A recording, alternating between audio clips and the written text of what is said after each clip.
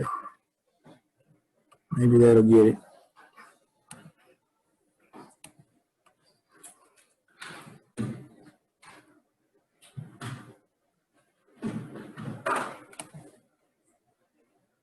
All right, so I'm basically just going to be reading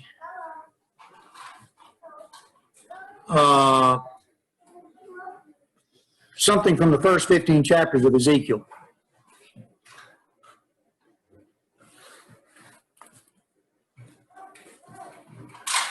It's powerful. I'll just tell you up front, it's not a real hip, hip, hooray, message. Rah, rah, rah. It's not that kind of a message. The power of positive thinking. It's not that kind of a message. Oh boy. But it's in the Bible. And it's in the Bible. And Paul said, whatsoever things were written aforetime are written for our learning. Remember that? And he's talking about the Old Testament. And I guess if it's in there, God expected us to read it. So here we go. The book of Ezekiel, one of the reasons that you need to read it, everybody needs to read this book. You can't understand the book of Revelation if you haven't read the book of Ezekiel. The book of Ezekiel starts off with this vision in chapter 1. I'm not even going to look at it, but I'm just going to tell you about it. It starts off with this vision of these 4 living creatures. And they got 4 wings, and they've got a wheel right down there beside them, and each creature has 4 faces. And when they move together. When they move, they move together, all together. And their wings begin to flap, and he's seeing this vision, and up above the 4 living creatures is the Almighty Creator.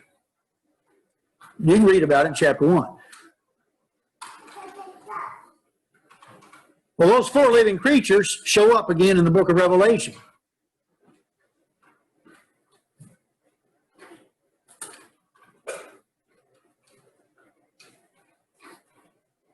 And like I said, one of the reasons that you read these books in the Old Testament, you can't understand the book of Revelation if you're not acquainted with the Old Testament. It's totally confusing.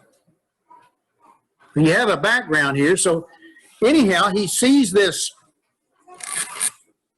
vision of these 4 living creatures.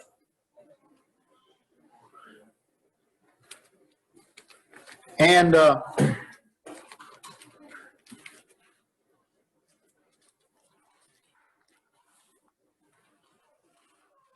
he's down in Babylon,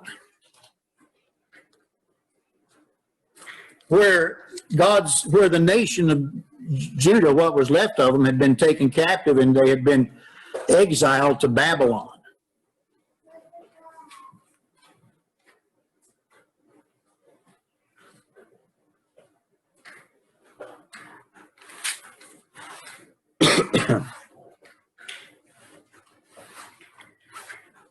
He hears this voice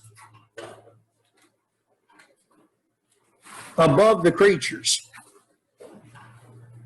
He sees the throne of God.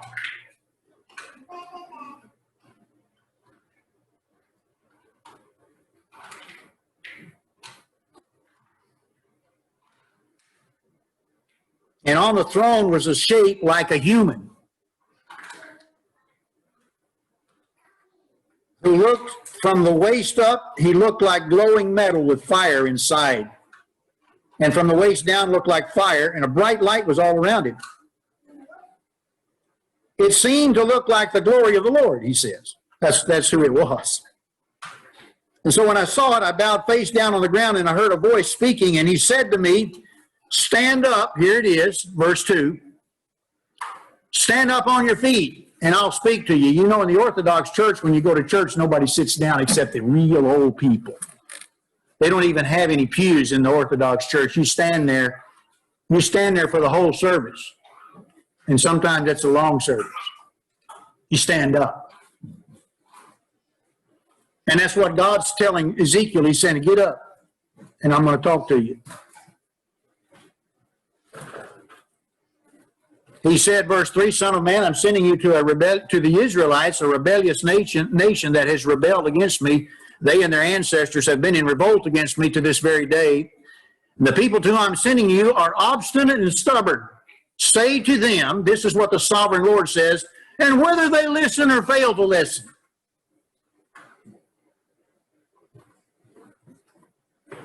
You speak to them. Do not be afraid of them or their words. Now the implication is they're going to threaten you.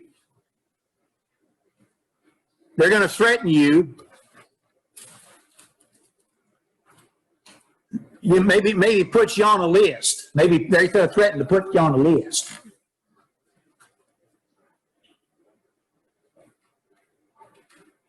And God said, you speak to them. This is what the Lord says. And God has no illusions that they're going to listen. He says, you speak to them anyway. And don't be afraid of them or their words. Do not be afraid, though briars and thorns are all around you and live among scorpions. Do not be afraid of what they will say or be terrified by them. They're going to try to terrorize you. They may take to the streets. They may threaten you. Do not be afraid of or what they say or be terrified by them, though they are a rebellious people. You must speak my words to them, whether they listen or fail to listen. I want them to hear what I have to say.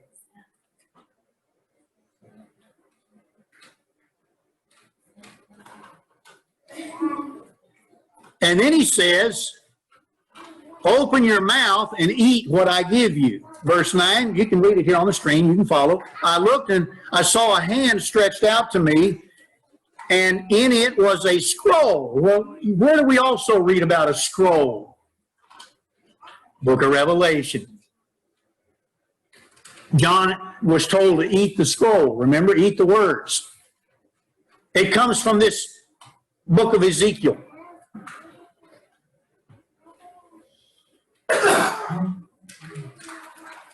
Eat what is before you, eat the scroll, and then go and speak to the people of Israel. Oh, by the way, verse 9, I didn't finish that. He unrolled the scroll before me, and on both sides of it were written words of lament and mourning and woe. Now, we might prefer that the Bible didn't have any words of lament, mourning, and woe. We might prefer that, if we read the Bible, all we read are words of comfort, joy, and cheer. But that's not all that God talks about in the Bible.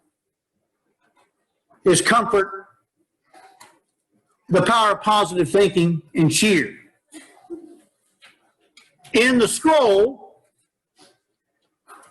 on both sides of it were written words of lament, mourning, and woe. I had a good friend of mine work with me over there in Ukraine, and he said, don't sing those songs in a minor key. They're just kind of sad. I want to sing the songs in the major key that's hip, hip, rah, rah, positive. But that's not all that God talks about. The Bible is full of words of lament, mourning, and woe. And on both sides of the scroll were words written. These are God's words. We're going to read them today. Might not want to read them. Might not like hearing them. Might wish we had a different message. But we're going to read what God, these are words of lament, mourning, and woe. And he said to me, Son of man, eat what is before you, eat the scroll, and then go speak to the people of Israel. So I opened my mouth, and he gave me the scroll to eat, and said to me, Son of man, eat the scroll, I'm giving you, fill your stomach with it. So I ate it, and it tasted as sweet as honey in my mouth. It's interesting. I don't quite understand that part of it.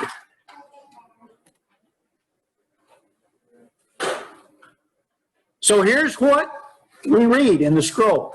I'm not reading everything. I don't have time, but I'm picking out some stuff here. It's all related to this. It's all the same general idea. Chapter 3, verse 16. At the end of 7 days, the word of the Lord came to me, Son of man, I've made you a watchman for the people of Israel. So hear the word I speak and give them warning from me. I want you to warn them. Now, they're not going to like what you say. They're not going to like what they hear. But I want you to warn them, give them my warning. When I say to a wicked person, you will surely die, and you don't warn them, or speak out to dissuade them from their evil ways in order to save their life, that wicked person will die for their sin, and I will hold you accountable for their blood because you didn't tell them like I told you to.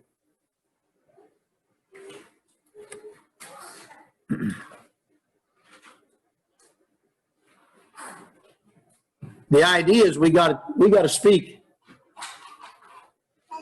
And if God gives a warning, we better give the warning. We better share the warning.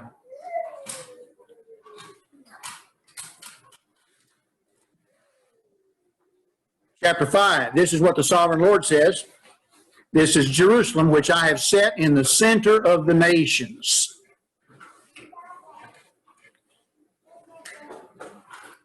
Well,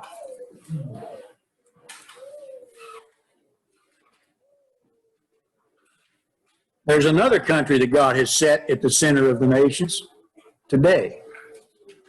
And that would be our country. And here's what God said about Jerusalem. He says, well, I set them right in the center of the nations with countries all around her, and yet in her wickedness she has rebelled against my laws and decrees. More than the nations and countries around her, she has rejected my laws and has not followed my decrees. Now this is unbelievable, really, you stop and think about it. This is God's people. They received the law of Moses. They saw the miracles. God brought them out of Egypt. He parted the Red Sea. And he said, what happened? He said, they have rebelled against me more than the nations around them. Now, we got a lot of good people in our country. I'm grateful.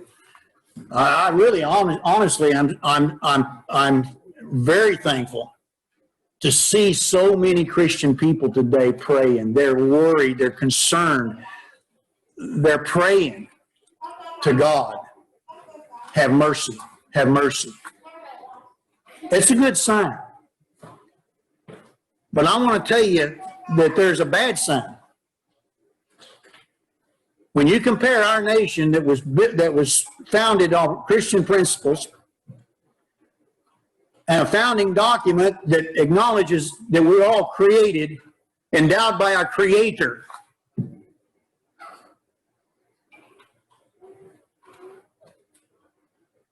And we're the nation. I guess maybe there might have been a couple over in Europe that beat us to it, but we're the nation, brothers and sisters, that normalized same-sex marriage. An abomination, you can't even, it's so bad you can't even read about it in the Bible. And you can't read about it in history.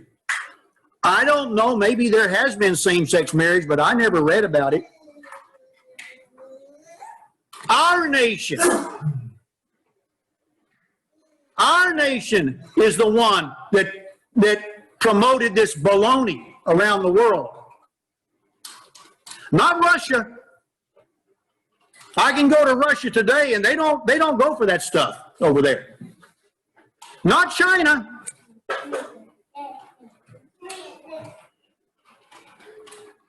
And in that respect, we have sinned more than the nations around us. We're the sinner. We're the superpower, and we sin worse than the nations around us. You haven't, he said, verse 7, you haven't even conformed to the standards of the nations around you. You're not even living up to their standards. All those terrible Muslims. All those terrible Russian commies. They don't go for that stuff. But our nation. Would have been similar to what the Israelites did when they had all the Sharia poles and all that kind of Oh, yeah, absolutely. He's going to talk about this in just a minute. It is very similar. It's very similar. Of course, we all know the road that Israel had to go through. Yeah. They went through because of it. Yeah. Yeah. James is bringing up the Asherah poles, which was the Asherah pole was an idol to the goddess Asherah, who was a fertility goddess. And the fertility goddess was, they had all these practices to please the fertility goddess, and among them were these religious prostitution at the places of worship. We're going to get to it here in just a second. That's an extreme in those days, just like what we're seeing. Yeah, it was absolutely. In verse 8, I myself am against you, Jerusalem, and I will inflict punishment on you in the sight of the nations. Verse 10, now this is sickening. Because of all your detestable idols, I will do to you what I have never done before and will never do again. In your midst, parents will eat their children, and children will eat their parents. Now, it's in the Bible. He said, I'm going to make you so hungry that you're going to have family members eating each other. Mm-hmm.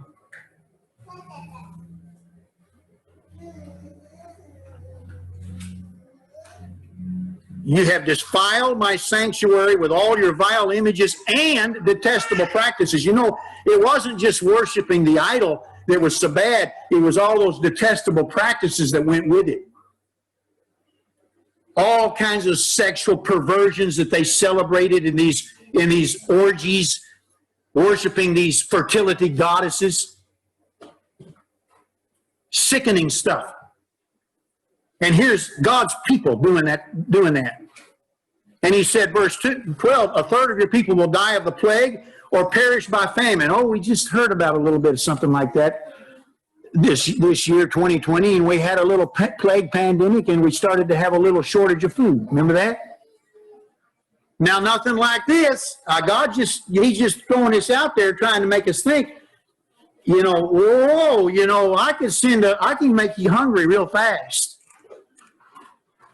I can make you sick real fast.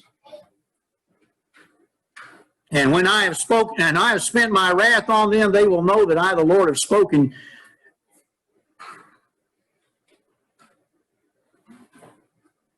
There won't be any doubt when I get done with you that I said what I told you what I was going to do. Verse 16, looking down here. When I shoot at you with my deadly and destructive arrows of famine, I will shoot to destroy you. I will bring more and more famine on you and cut off your supply of food. Oh. I will send famine, wild beasts, and they will leave you childless. Plague, sickness will sweep through you. Make your own application. Here's what a guy said, and I thought it was right on the money. He says, I love how adults with no sense of history or even of life think 2020 was this brutal year. You think 2020 was brutal? Sorry. I was looking it up, but there's plagues back in the early centuries that killed a third of the world population. Yeah. I mean, really? Yeah, plagues in history killed a third of the world's population. Yeah, it can get, this is nothing. I don't think anybody in our country went hungry. Now, the food banks were operating a little more lively. But there was a shortage of food. People couldn't find it. Remember, that's why the price of beef, in Walmart went up. You go to Walmart, and boy, they got all the stuff out. You couldn't find some stuff, and there was kind of a shortage. But nobody got hungry. Nobody lost a lot of weight. This was just a trial run of what can happen. God was just trying to say, I want you to think. I just want to get your attention here about what can happen. Chapter 6. Now here we get into the religion, the fake religion. Not just fake news out there, there's fake religion. They had it and we've got it. We've got it. Set your face against the mountains of Israel. Prophesy against them. Well, what's on the mountains? They had those idols that they build in the high places. You remember you read about the high places over there in the book of Kings? Samuel and Kings, Chronicles. That was on the top of the mountains. That's where they had their idol worship, and they had all these orgies and orgy kind of stuff going on up there at these religious centers of worship.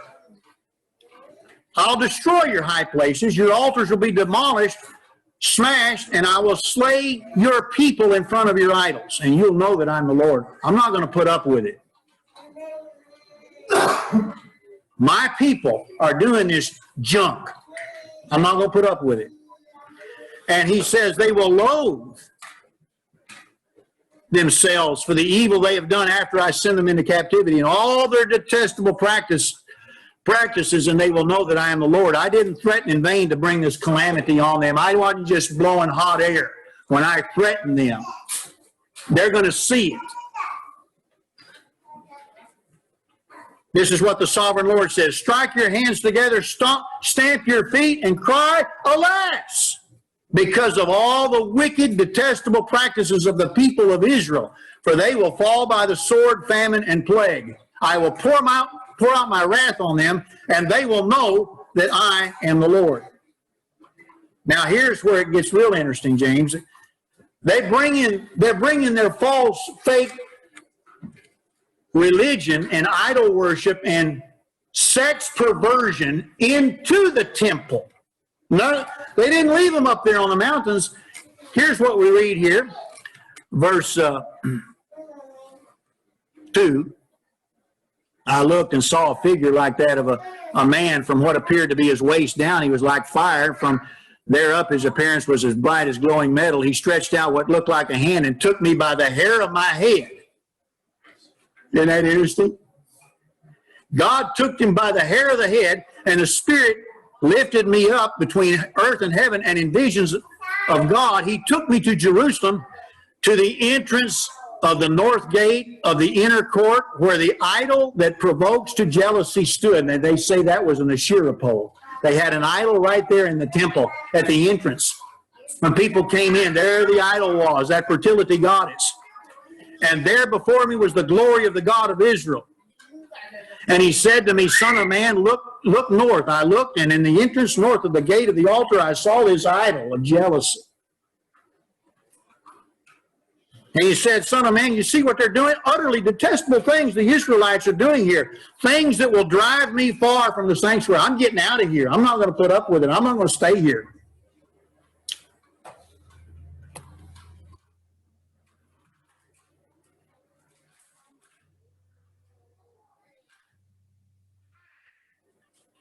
They weren't the only ones in history.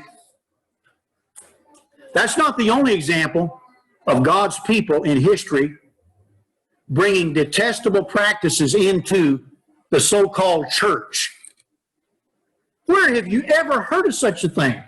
Where you got homosexual ministers in churches. It's disgusting. And you got them performing same-sex weddings in churches. A sin you can't, it's so bad you don't even read about it in history.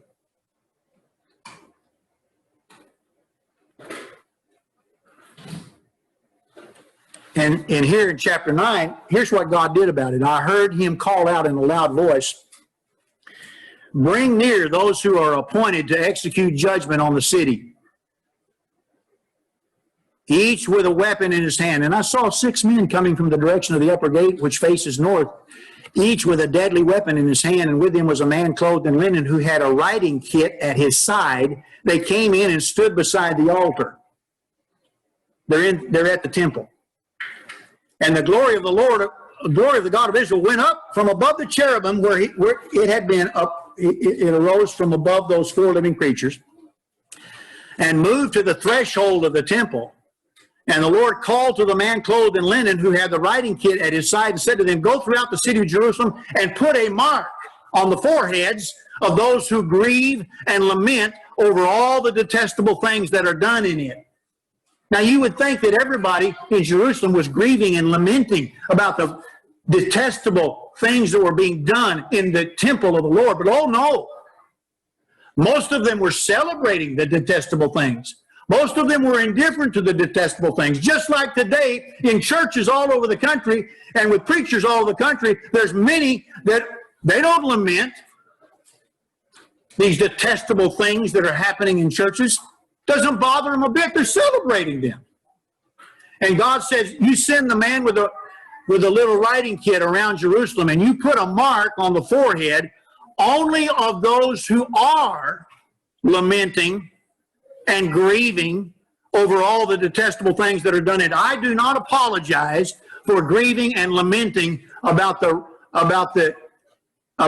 perversions that are going on, not only in our country, but in so-called churches. I don't apologize for it. I'm not going to apologize for it. Because God was pleased only with the people that grieved and lamented over all the detestable things that were being done in his temple. So I listened, and he said to the others, follow him throughout the city and kill without showing pity or compassion. Slaughter the old men, young men and women, the mothers and children, but do not touch anyone who has the mark. Begin at my sanctuary. Judgment begins at the house of God. I'm going to judge the house of God before I judge anybody else. They're the ones that ought to be standing up for what I say, not wishy-washy around and compromising with the world around them. Not celebrating, not being indifferent. They're the ones that ought to be grieving and lamenting the detestable things that are being done in the name of Jesus Christ in our churches around the country. Do not touch anyone who has the mark. Now, we read about the mark, another mark over the book of Revelation. Remember that? It comes from this example right here in Ezekiel. The mark in Revelation was put on people.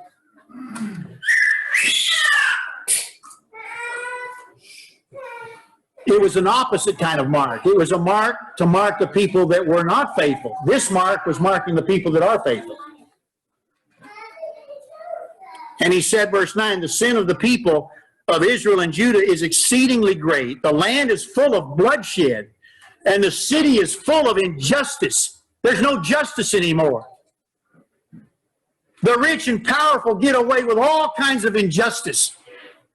But the man on the street is left crying for justice. They say the Lord has forsaken the land. The Lord doesn't see. The Lord's not around. He's not going to, we're not afraid of the wrath of God. Wow.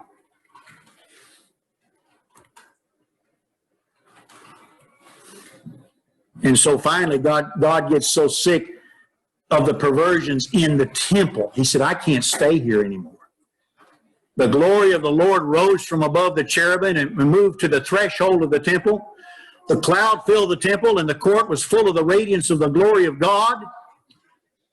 The sound of the wings of the cherubim could be heard as far away as the outer court, like the voice of God Almighty when he speaks. And the glory of the Lord departed from over the threshold of the temple. He got out of that place. And when you see churches and preachers, the morals taught in the Bible, I can tell you right now, the glory of God has departed from that church. He's not there anymore. He's gone. Their glory's not there. Something else is there, but it's not the glory of the Lord.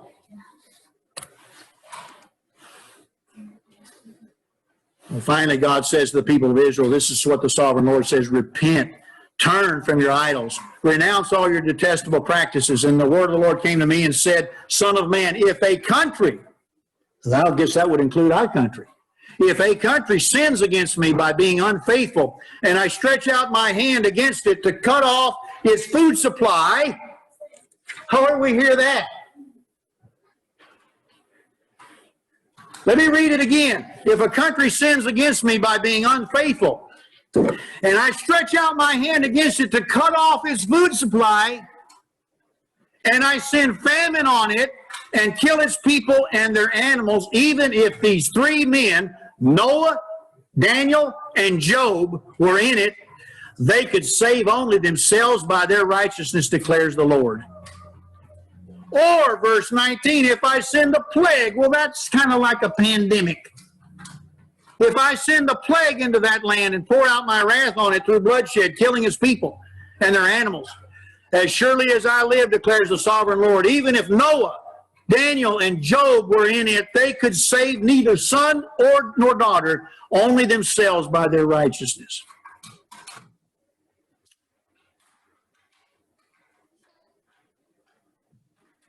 When I send against Jerusalem my four dreadful judgments, sword, famine, wild beast, and plague to kill its men and their animals, there will be some survivors, and they will come to you. That is, they'll come down here to Babylon with you.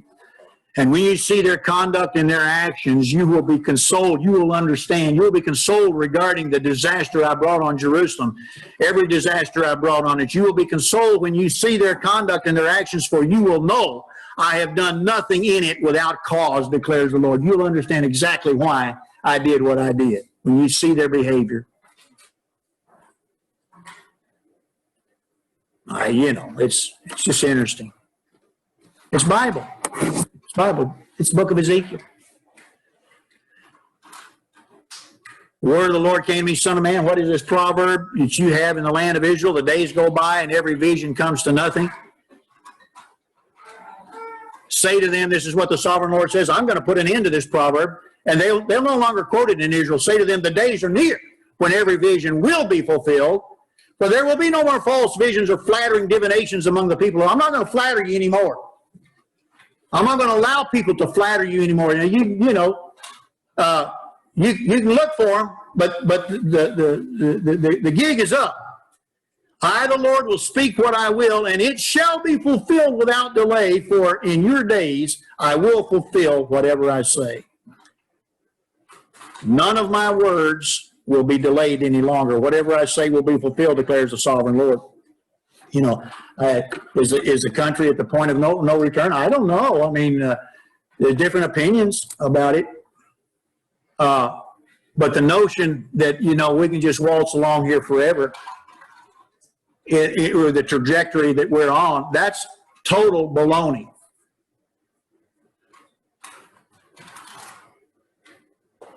The point of no return does come.